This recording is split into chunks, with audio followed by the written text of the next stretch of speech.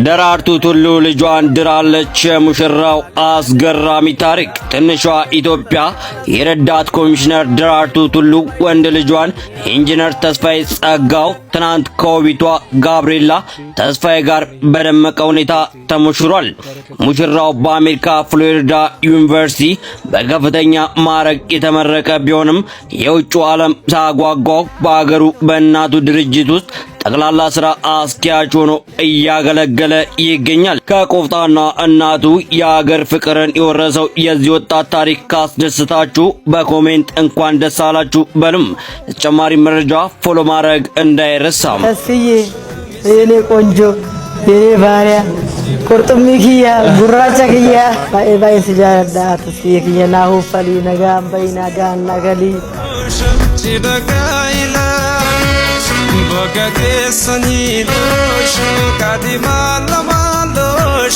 የዛሬዋ ቀን ውድና ብርቅዬ ነችና እንኳን ለዛሬ ቀን አደረሰ።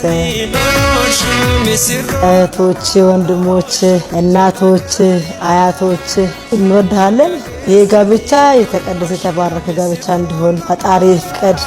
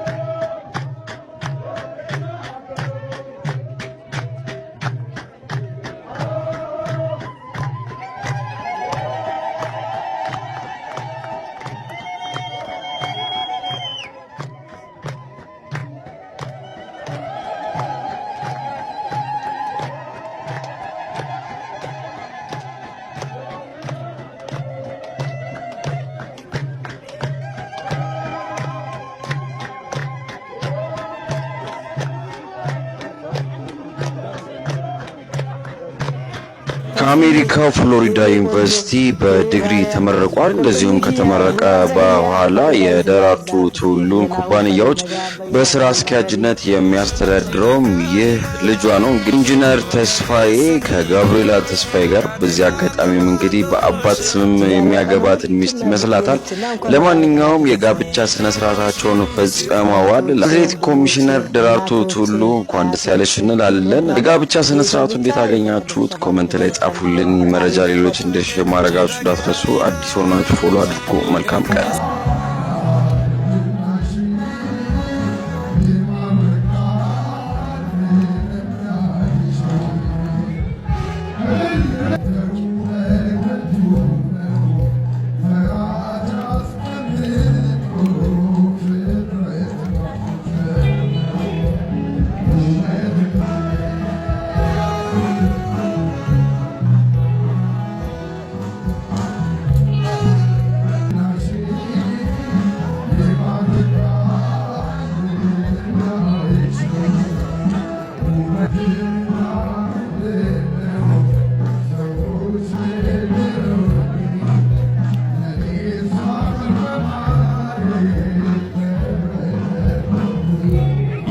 የአትሌት ደራርቱ ቱሉ ልጅ ኢንጂነር ተስፋዬ ጸጋው ከገብርኤላ ተስፋዬ ጋር ተሞሽረዋል። ደራርቱ ቱሉ ልጇን ተስፋዬን ከአሜሪካው ፍሎሪዳ ዩኒቨርሲቲ በከፍተኛ ማዕረግ ያስመረቀች ሲሆን ከተመረቀም በኋላ በሀገሩ ኢትዮጵያ ማለትም በእናቱ ደራርቱ ቱሉ ድርጅት ውስጥ ጠቅላላ ስራ አስኪያጅ ሆኖ እያገለገለ ይገኛል። ታዲያ ለሙሽሮቹ ኮሜንት ላይ ገባችሁ እንኳን ደስ አላችሁ መልካም ጋብቻ በሉልኝ። መልካም ቀን። እኔ እንግዲህ ሁሉ ጊዜ እንደተናገርኩት በደንብ ላብራራላችሁ ብዬ ነው። እኔንም ያወረ ይጨቀጭቁኝ። አባቴ በጣም ስለምነኝ ኖረ። ሳላገባ ሞተ። ከዛ እናቴ ተከተለች። እናቴም በጣም ስለምነኝ ኖረች። ሰይፉዬ አሁን መጨረሻ ላይ ስትመጣ በስተመጨረሻ እኔ ልትድር ነበር የመጣችው። አይገርምም? ደሙ ሳልነግርህ እኔ ልትድር ነበር የመጣችውና ጅዳ ነው የምትኖረው። በቃ ሁሉን ነገር እንትን ብላ ምናምን ነገር ያው የቤተሰብ ነው የምንጋባው ብዙ ጊዜ የምንዳረው። እናቴም እዛ ራሷ የመረጠችውን አረብ ነው እንደዛ አድርጋ አረብ ተመጣልሽ ለናግረነስ እንዳይጥሙት አረብ ነበርና እዛ ብዙ ጊዜ ኖረች ናትና እዛ የሚያሳደገቻቸው ልጆች ነበሩ ምናምንና እዛ ፋሚሊ ናት እናቴ እዛ።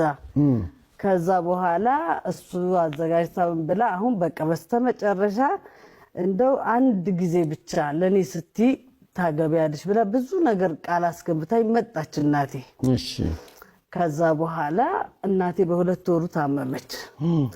ከዛ በኋላ በአመቱ ደግሞ እኔ ታመምኩ ጂቢኤስ። ከዛ እንደገና በትንሽ ቀን ደግሞ ተደገምኩ ድጋሚ ታመምኩ ማለት ነው። ነገሩ ቀረ። በስተመጨረሻ እናቴ አረፈች። እና አሁን እናቴ ስላረፉ ሰይፉዬ ሞት ለምን መሰለ አባቴ ሳይደሰት እናቴም እንደዛ ጓጉታ መጣ ሞተችብኝ። ገብቷል? ከዚህ በኋላ ለምንም ብዬ አላገባ። ታዲያ ህዝብ እኮ እናትና አባት ሻረ እንደ ሁሉ ሰው እኮ ያንቺ ደስታ ማለት እንደ እኛ ደስታ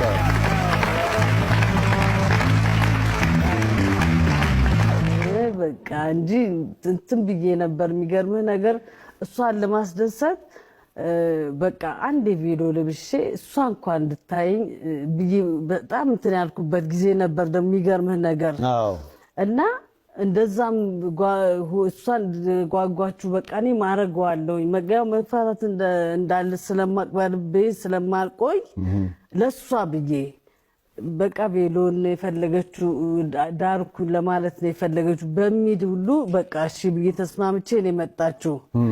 አልሆነም ሰይፉዬ። ታዲያ አልስማማም። ተስማማ እንጂ አባቴ ለምሰንዴ ወላጅ እናቶች አባትና እናትሽ ያንቺን ዓለም ቆሞ ቢያዩ ጥሩ ነበር። አልተሳካም።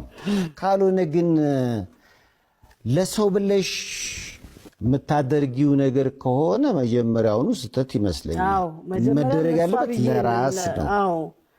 አፈልግ እኮ አይደለም ሰይፉዬ። እኔ እዛው ሐሳብ ላይ ነው ያለሁት። ግን እሷ በጣም ስለተጨነቀች ምናምን ያን ጊዜ ጉጉቷን ስላየሁኝ በቃ እስቲ አባዬንም እንደዛ አድርጌ ሸኘው። አሁን ደግሞ ማይን ለምን ለሷ በሷ እንኳን ትልበል ብዬ በቃ እሺ ብያት ነበር የመጣችው።